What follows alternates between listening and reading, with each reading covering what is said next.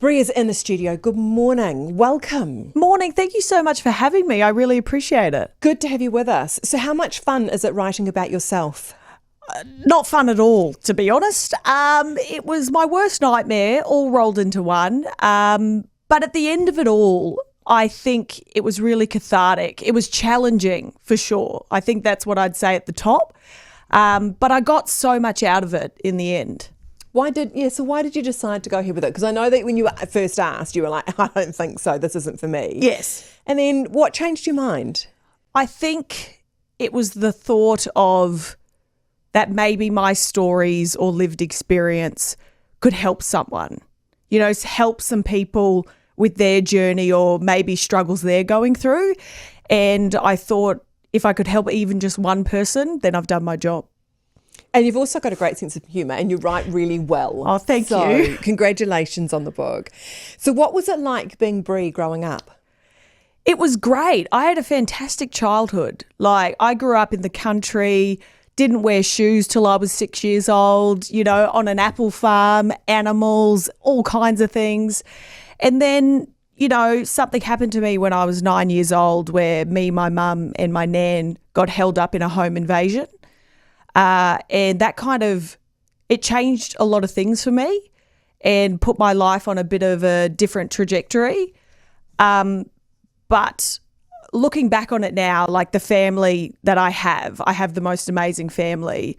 And there was one blip in such an amazing childhood, And it was traumatic, wasn't it? Yeah. You describe it in the book and I can understand how that would stay with you. So what impact did it have on you as a 9-year-old? I don't think I really realised, obviously, at the time because I was 9. But even through writing this book, and I feel like there's a lot of things I already knew, but throughout the process of writing this book, I think I've realised how much that traumatic event has stayed with me throughout my entire life, in the form of anxiety, which I have suffered with since that day, sometimes debilitating, sometimes not present at all. But yeah, it's had lasting effects on me mentally for sure. Because you went from, as you say, this safe, carefree childhood to suddenly realising actually bad things can happen. You're exactly right. When you least expect it. You're so spot on. And that's a horrible thing for a kid to realise. Looking back on it now, I get angry and I feel like my mum and my nan were angry as well because I feel like a part of my childhood got stolen from me. It got taken from me and that does make me angry thinking back on it now. But, it's just one of those pieces of me that I've learned to live with and love about myself as well and kind of manage throughout my life. What was high school like for you? Oh, high school. High school's such a weird one, isn't it? I feel like there was amazing parts of high school, but I was the same as most people. I was awkward, trying to figure out who I was, kind of, stumbling my way through and figuring it out. But I played so much sport. That's what I really loved in high school. And I feel like they're some of my best memories from high school, but I was awkward. But high schools are zoos, right? They're all zoos. Everyone is just fighting to survive, right? Yeah. And I think the sooner we are actually honest with kids out there and go, yeah, sorry, it's tough. They are zoos. Just you got to find a way to survive. The more we're honest with them about it, the better it is. Otherwise, we'll just pretend, oh no, they're the best days of your life. And you're sitting there. You'll love it. And you're going to love it. And you're sitting there holding on for dear life, trying to get through. I think that's such a great way to put it. You're put into this situation with this group of people and you're like, be friends with them and get along with everyone. And, that's just not real life. When you leave high school, you're kind of like, oh, I can choose, who my friends are and where I want to be. We have things in common. Yeah. We have the same values. We have the same point of views. How awesome's that? It's great. So when did you feel like you started to fit in somewhere?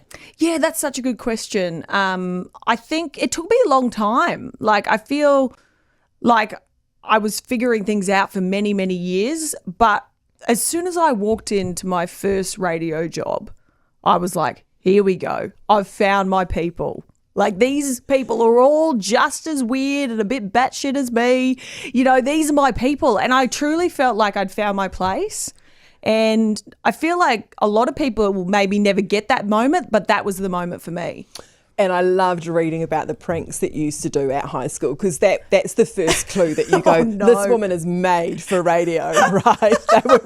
They were just funny. They were harmless. They were, like you're just laughing along. They were very, very good though. You wouldn't believe, I posted about the book a couple of weeks ago and my head boarding mistress comments on it. Yeah, but you do name people. I mean, you talk quite honest. I did go, Bree's being brave. She's naming and sort of semi-shaming here. It's exciting. I do, because I feel like it was important, and they're all a big part of the story, But she just came out of nowhere. I haven't talked to her since I was at boarding school, and she comments, she goes, can't wait to read it. They'll all remember you fondly now. Yeah, don't worry. Totally. Yeah, totally, until they read this book. You're a nightmare. They go, hang on a minute, she was a nightmare. Absolute nightmare. Every queer person has their own story, but when did you work out that you were queer? I feel like it was always something that felt really natural to me. Like it wasn't ever a moment of, this is what I am, It was kind of like a gradual thing. Like as soon as I left high school, and like we were talking about before, when you're kind of put into the real world and you're out there talking to different people from different walks of life, because I grew up in a really country town. I didn't even know what a gay person was till I was, into my teens. So I think once I was kind of in that real world, it all kind of started making sense to me. And it took me a long time over the next decade to figure everything out about myself. But it was probably around when I left high school. You told your mum when you were 21 that you asked her to keep it a secret, and that is something that you regret. Why is that? I think it's the biggest regret I have in life, for sure. And I think looking back on it now is because I asked her to keep it a secret from my dad, who is a staunch Italian Catholic man. And I didn't know how he would take it. I didn't know if it would change the way he felt about me and thought about me. And it terrified me to disappoint him and to, change his love for me. But I think looking back on it now, it bred shame. That secret bred so much shame into my life, where it went on and on and on. And if I could go back, I would change it now. Your mum gives us a lot of laughs, just day to day, but also in the book. But your dad actually made me cry. He did. And I'm talking about Christmas 2019. I know the exact time you're talking about. I'll get emotional now. I did. I read it and I cried. Yeah. It was beautiful. It was one of the most amazing moments in my whole life. And it was so simple, and it seemed so easy. And he pulled me out into the corridor and said the words that I'd wanted to hear from him for a decade. I love you. This doesn't change anything for me. I'm so proud of you. And, I feel like all of us are just trying to make our parents proud, and we just want them to love us. And I don't think he never didn't love me. I think he was working through the years of, religious beliefs that he has been taught his entire life, and he was working through how he felt about it and all the rest of it. But I'm so, so grateful for that moment. Yeah. No, it was really, really special. What do you want people to take from your journey, especially young people?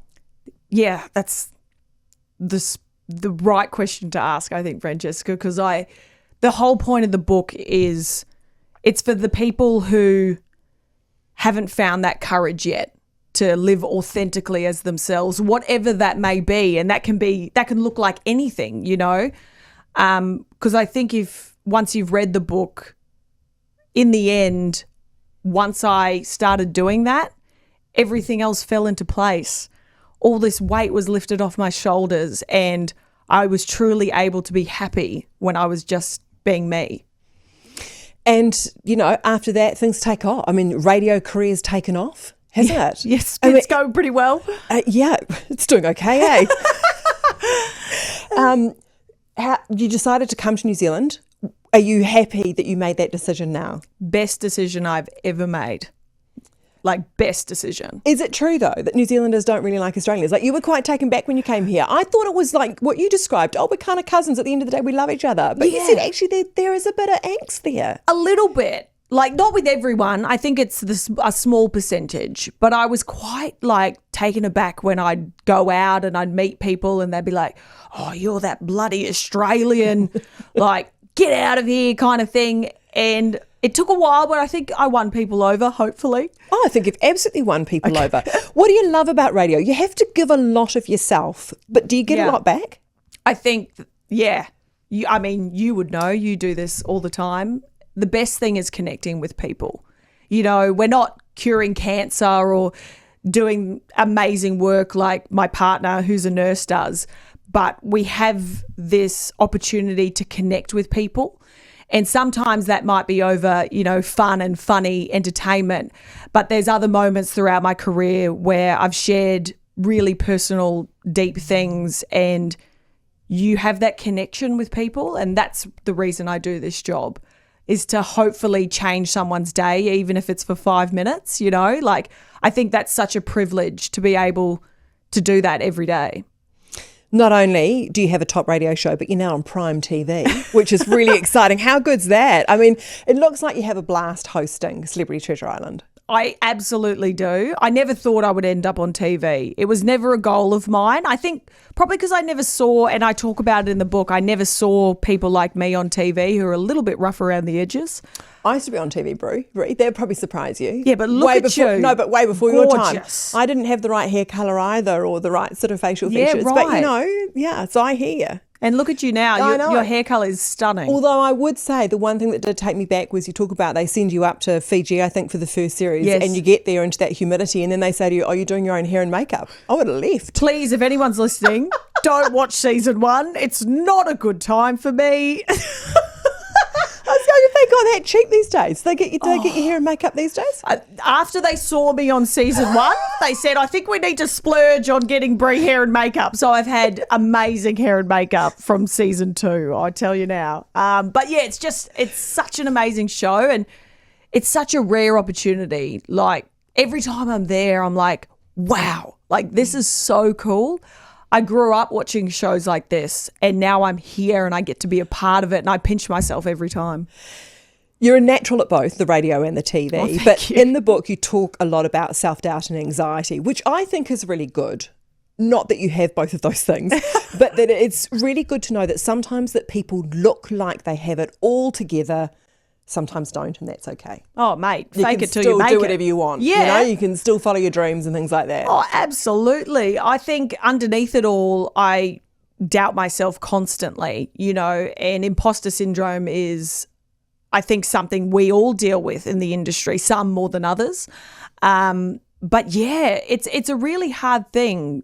I feel like I'm constantly second guessing myself, but then after 6 seasons, I have these things where I'm like, you've been doing this for 6 seasons. You've got this, you know? So I have both voices in my head kind of going at once, and most of the time the positive voice wins, thank God. Well, now that the hair and makeup's been taken care of, that's one less thing to worry about. That was my main concern. The show. Yeah. Oh, Bree, thanks so much for coming in. Well done. Okay, so that's the radio show, that's the TV show, and now the book ticked off the list. So what next? Oh, maybe I'll host my own comedy show. Who knows? Do you do stand-up comedy? I've done a little bit. Wasn't good, but it's terrifying, eh? It's so. I have such a massive appreciation. Oh yeah, I couldn't do it. You know, no. like, it's such an art form. Like, it's incredibly difficult because, I mean, for the radio, we sit here and we talk behind a mic. We don't get to see people's reactions. So we're like, they're laughing for sure. They're having a good time. In stand-up comedy, they're right in front of you. Yeah. And if it's silence, it is deafening. Yeah. No, aside from the fact that I'm not a comedian, the second thing is just standing in front of a group of, you know, standing around in front of people and expecting them to react in a certain way and them not, just be mortified. It's so mortifying. Do you find public speaking quite difficult? Because I hate it. Yeah. A camera and a microphone's absolutely fine. Put me in a room with actual people. Isn't that funny? Because people... I'm in the corner at the back. Yeah, me too. Isn't that funny? People always say to me, they're like, but you're on radio, you're talking to thousands of people. And I'm like, so different. We love you all. From afar. Very from afar, yeah. Bree, it's been a delight. Thank you so much. It's been an absolute pleasure. Thank you so much.